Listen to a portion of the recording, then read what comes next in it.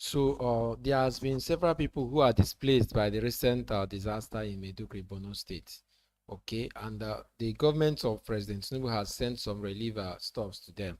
I would like you to watch this video. You'll be shocked at the kind of expose that will be made and revelations that you get to know about in this video concerning this flood and the what the government is trying to do about it. Okay, so let me allow you to watch this. Urged yesterday that the Nigerian Petroleum Company Limited, NNPCL, and the leadership of the Dangote refinery may be making progress in their 3-week negotiations on in-country fuel supply, with the national oil company now requesting to deploy its permanent monitoring team at the facility as part of the deal between the two entities. Also, it was learnt that the president of Dangote Group, Aliko Dangote, has now the refined petrol from his 650,000 barrels per day refinery in Nigerian currency, the Naira, as part of the agreements reached with the NNPCL. Vice President, Oil and Gas, Dangote Industries Limited, Devakuma Edwin, disclosed this during an hosted by Nairametrics and monitored by This Day. Edwin at the session discussed the progress made by the refinery in the production of premium motor PMS, commonly known as petrol, stressing that PCL had informed the management of Dangote Group of its intention a team of 6 to 10 people permanently at the $20 billion refinery. NPC told the management of the refinery that the team would be overseeing the and buying back the products. The national oil would be supplying the crude. He added that the request aligns with the NNPCL's aim to closely monitor the process, ensuring consistent crude supply and efficient processing while securing steady flow of PMS for the country. Good to hear that we now have some. Dr. Abati, your take on this story? Okay, a number of issues here. The first issue is Edwin Devakuma, the vice president of Dangote refinery, saying that, well, part of the ongoing negotiations with the NMD, PC Limited is now saying they will station 6 to 10 people, at the refinery. Don't forget that this is not new about that. We have a regulatory agency that is called the downstream and the midstream and downstream regulatory agency. Before the PIA, we used to have the DPR. That's why I say there is nothing new. We used to have the DPR, at the old refineries that stopped working 28 years ago and have been undergoing, turnaround, appear endless, to the consternation of us. So, if the DPR, now known as Midstream Downstream Petroleum Regulatory Agency, says it wants to have a desk, there's no problem with that. It follows logic. After all, the Dangote refinery is located export-free zone, export trade-free zone, in Lagos State. So there are a number of other stakeholders. You have customs, you can have regulators who will be there for the purpose of transparency. What would the NMDPRA be doing there? NMDPRA will be looking at, the quality of crude that is received, the processing, the quality that is taken to the market, the cost, will be monitoring the cost and all of that. However, Nigerians have in all these agencies. Was it not this NMDPRA, the word used, we read that PC, but there's a regulatory agency there. We should identify the regulatory agency. Were they not the ones of old, of DPR, who did not keep proper record? Expectation is that even as they say they want to have a desk, that there will be transparency, there will be accountability, and we will not have a new regime of corruption as we had in. That's the first issue. The second issue, raised by Mr. Edwin Kuma, ongoing negotiations. What the minister told us is that by October 1, they will have fixed the pricing system. They need to work out a commercial framework and the delivery system.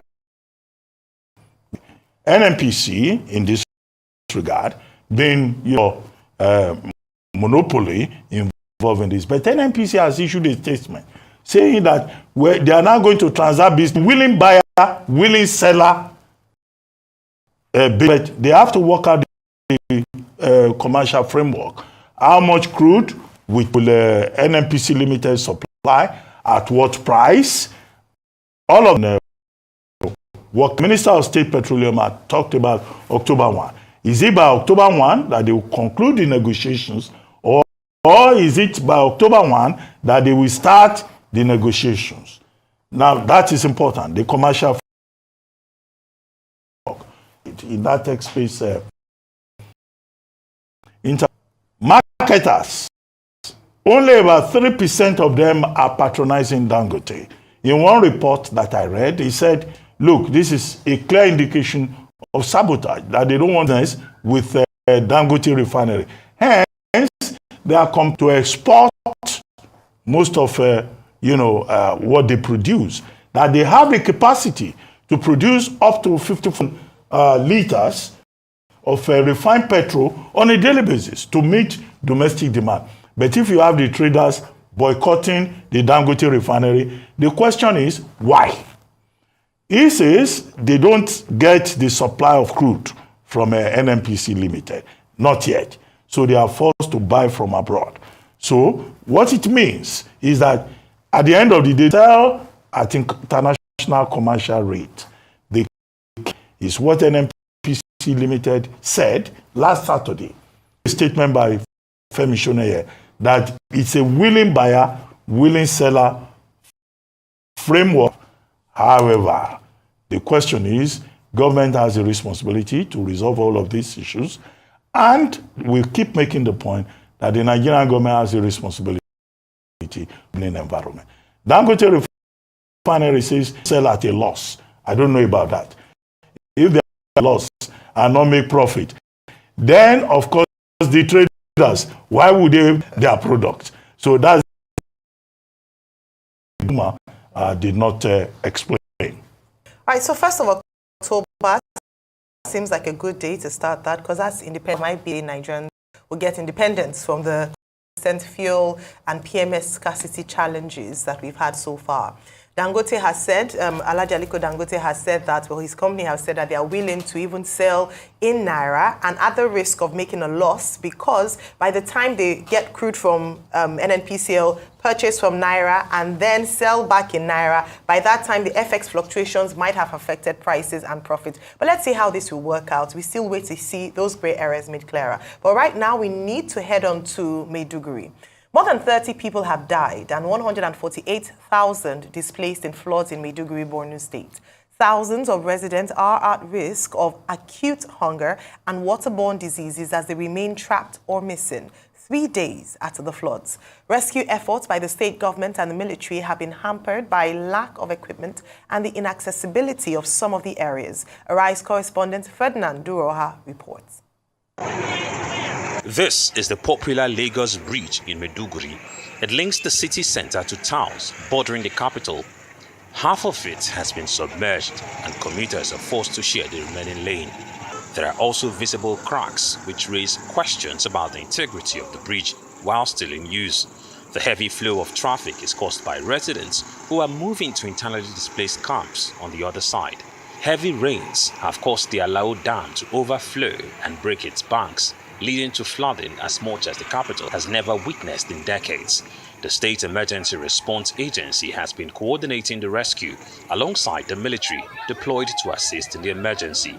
The flood has left a large part of the state capital and its environs without electricity, and thousands risk infection due to water contamination.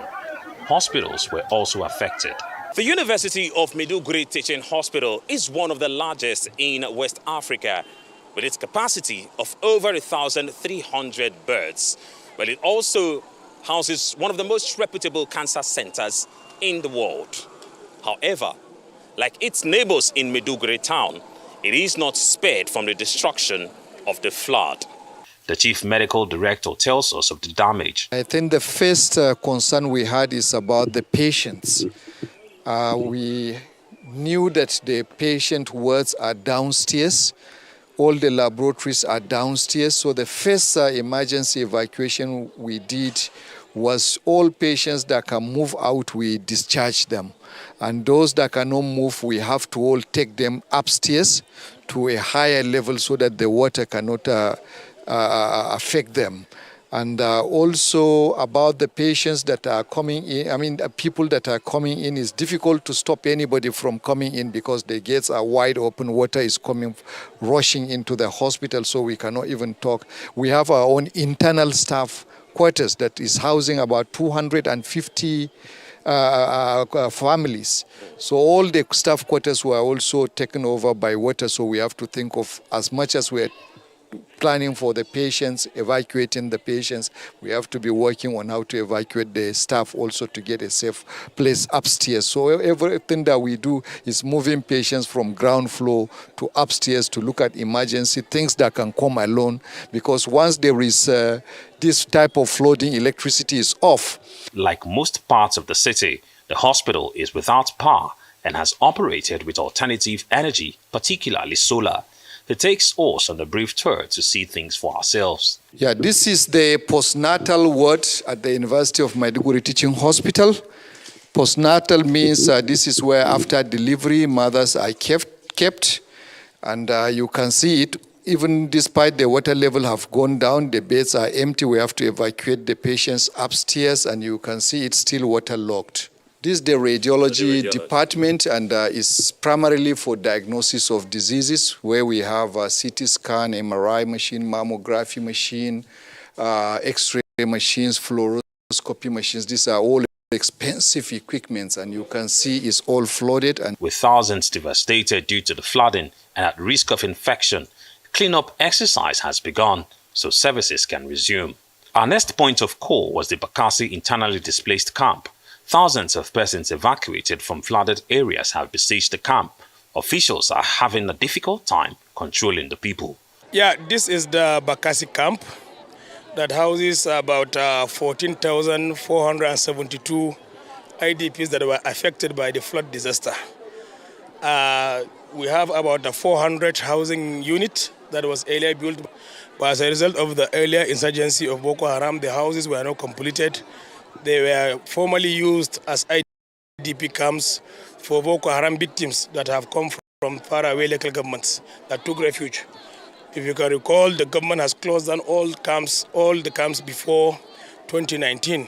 And now, unfortunately, another disaster happened, and we had to use this place to house the affected persons that were affected by the flood. Adamu and his family are lucky to escape. They were asleep when the house began filling with water in the early hours of Tuesday. I was fast asleep when my wife woke me up and telling me that she had some people talking outside our house. So when I went out, I found out so many people trying to bring some of their belongings out from their house.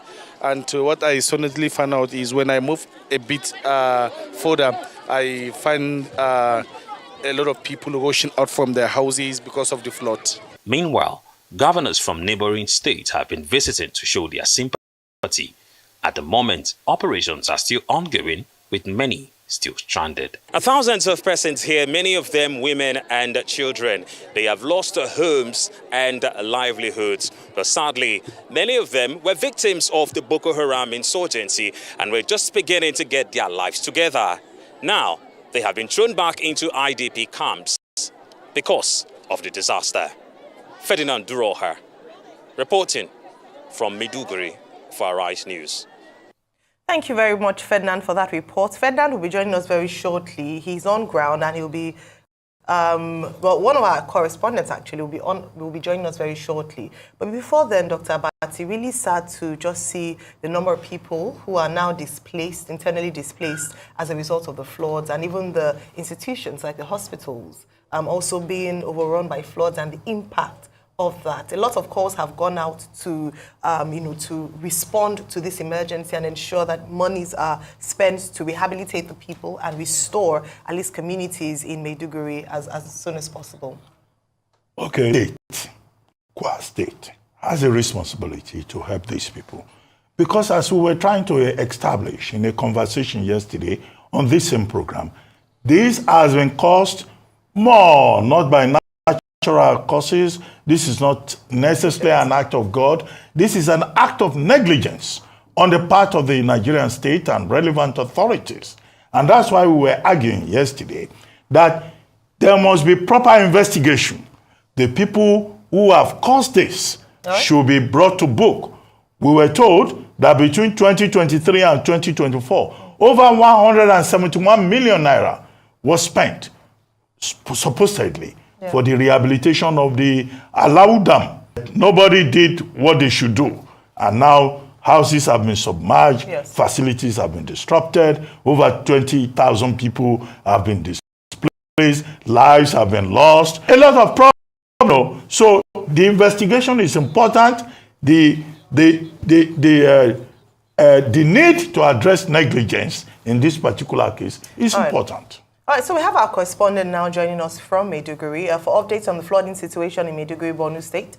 Our correspondent, Sunny Adamu, joins us. Good morning, Sunny, and thank you so much for joining us. So tell us, what is the current situation of things in Maiduguri? Is the death toll still rising? Good morning, all. And the actual situation is that, search and rescue operation is still ongoing. As you can see behind me is one of the major highways that was devastated by the flood waters. As you can see, people are trying to come out. These people that you see behind me coming, they are trapped for 2 to 3 days. So, as you have heard, these people that have been displaced to the ongoing crisis and disaster in Maiduguri, they really need government's effort, especially at this particular trying time, because this is the time that they need to, get the necessary assistance that they require. It's not easy surviving in these harsh times in Nigeria. Not talk more of, anyone, being a victim of any disaster such as this. So we commiserate with them and we ask the relevant agencies in Nigeria to do the needful and help these families to ameliorate their plight. Okay, so do drop your views and opinions down below in the comment section. Also, like this video, subscribe to this channel, and don't forget to turn your post notification icon so that you will always get notified whenever we upload new videos. Okay, bye.